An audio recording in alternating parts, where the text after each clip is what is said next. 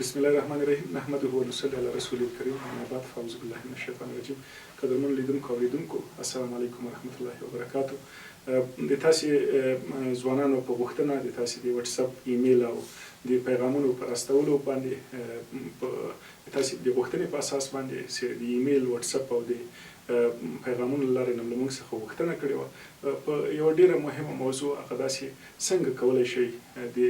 داسې یو ژوند خواندان شئ چې تاسې تصور کوئ تاسې په ذهن کې راځي تاسې فکر کوئ چې دا د یو بریالي انسان د بریالي ژوند په معنا ده د دې کار د ترسره کولو لپاره باید تر ټولو نه مهم چاره کومه چاره ده چې هغه تاسې سره مرسته کوي او د دې کار د ترلاسه کولو یا د بسیا سوکاله او له خوښیو او له لاسته راوړنو ډک ژوند د لرلو لپاره د تاسې سره په لومړي ګام کې تر ټولو نه مهمه مرسته کوي دا کوم کار ده کوم کار باید یو ډېر مهم کار دی چې باید تاسې همدا نن پیل کړئ او ترسره کړئ تیار ژمی ده د ژمي له بخارۍ څخه د همدې کار لپاره استفاده وکړئ کینئ هغه ملګري هغه ځوانان هغه دوستان چې د تاسې سره په لاندې چارو کې مرسته نه کوي د هغوی نومونه ولیکئ او هغه د بخارۍ ورته واچوئ د دغو کسانو څخه ځان خلاص کړئ لومړی هغه کسان چې تاسې مایوسه کوي هغه کسان چې مایوسي خپروي هغه کسان چې تاسو ته وایي چې په افغانستان کې ژوند څه معنی هغه کسان چې وایي افغانستان نه جوړېږي هغه کسانو چې تاسو ته وایي چې کله هم په افغانستان کې تاسې خوښي نه شئ لرئ هغه کسان چې تاسو ته وایي پوهنتون څه معنی پوهنځی څه معنی زده کړې څه معنی پلانی وګورئ زده کړې نه دي کړي او دومره غټ سړی ده پلانی وګوره غلا یې کړې ده چور یې کړی ده پیسې یې ګټلې دي ته ولې پیسې نه ګټې دي تا دغه خلوص دی تا دغه پاک نیت دی تا دغه زیارکښ فکر او سوچ دا د وطن په ګټه نه ده بلکې غلا چور تالان د دغو کسانو نوم په لیست کې ولیکئ په سر کې دا بخارۍ ته واچوئ دویم هغه کسان چې تاسې ډاروي هغه کسان چې تاسې ته وایي چې صداقت زیار کوشش دا نتیجه نه ورکوي تاسې له خپلو ښو کړنو څخه ډاروي منفي سوچ خپروي منفي انګېرنې تاسې ته درکوي په یو نه یو ډول تاسې د کارونو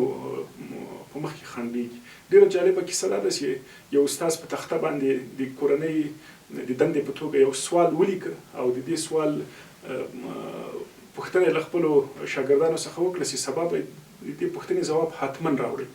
دا پوښتنه وایي دومره سخته ده دومره سخته چې تاسې له خپلو مور او پلار سره هم شریکه کوئ تاسې نشئ کولی دا پوښتنه حل کړئ په دې وخت کې چې استاد دا خبره کوي یو ماشوم شاته ناست ده هغه ویده ده خوب وړی ده د ورځې وروستی ساعت ده دی خوب وړی دا نور زده کړیالان متعلمین هغوی چې استاد ته غوږ دي او دا سوال یاداښت کوي هغوی وارخطا دي هغوی وایي چې دومره سخته پوښتنه به رښتیا هم موږ څنګه ځواب دا متعلم له خوبه راجګېږي دی هم له تختې نه دا خپله پوښتنه لیکي او ځي کور ته سبا چې کله استاد پوښتنه کوي چې د سوال ځواب چا کړی یوازینی یو کس کړی هغه کس و هغه ماشوم و چې هغه ویده و ځکه هغه دغه ویره ډار چې د استاد خپور کړی و هغه یې نه و اورېدلي خپل غوږونه یې کاڼه کړي وو هغه ویده شوی و نور ونه شوی کولی سره له دې چې که چېرته دغه ویره او ډار نه وای خپور شوی دوی به د دې پوښتنې ځواب پیدا کړی و نو ویره ډار تاسې د پوښتنو د ځوابولو څخه لرې ساتي هغه کسان چې تاسې په ژوند کې تاسې ویروي تاسو ډاروي تاسې د کارونو له پایلو څخه تاسې ډاروي د هغوی نوم ولیکئ بخارۍ ته یې واچوئ څلورم دریم ډېر مهم کټګوري خلک ډله دوستان چې تاسې باید د هغوی څخه لرې ځان وساتئ هغه د بد عادتونو لرونکي خلک دي زموږ په ټولنه کې له بده مرغه بد عادتونه ناوړه عادتونه بیخي زیات شوي دي د سګرټ څکول د چرسو څکول د چلم څکول د قیتو کول ناوخته تر شپې پاته کېدل په ښار او کوڅو کې ګرځېدل د دغسې خلکو د داسې ځوانانو څخه لرې ځان ساتل د سالمو بوختیاو نه لرل دا کسان د تاسې ژوند د تاسې راتلونکی تاسې سوچ تاسې فکر تباه کوي د دې ملګرو نومونه په کاغذ ولیکئ بخارۍ ته یې واچوئ که چیرې تاسې ښه دوست ولرئ نو کولی شئ چې په ژوند کې ډېر زیات بدلون راولئ یو عالم ډېره جالبه خبره کوي هغه وایي یو کتاب له سلو دوستانو څخه له سلو ملګرو څخه بهتر ده خو یو ښه ملګری له سلو کتابخانو څخه بهتر ده که چیرې تاسې یو ښه ملګری ودرلود تاسې به د کتابخانو له مطالعې څخه خلاص شئ ډېره زیاته مننه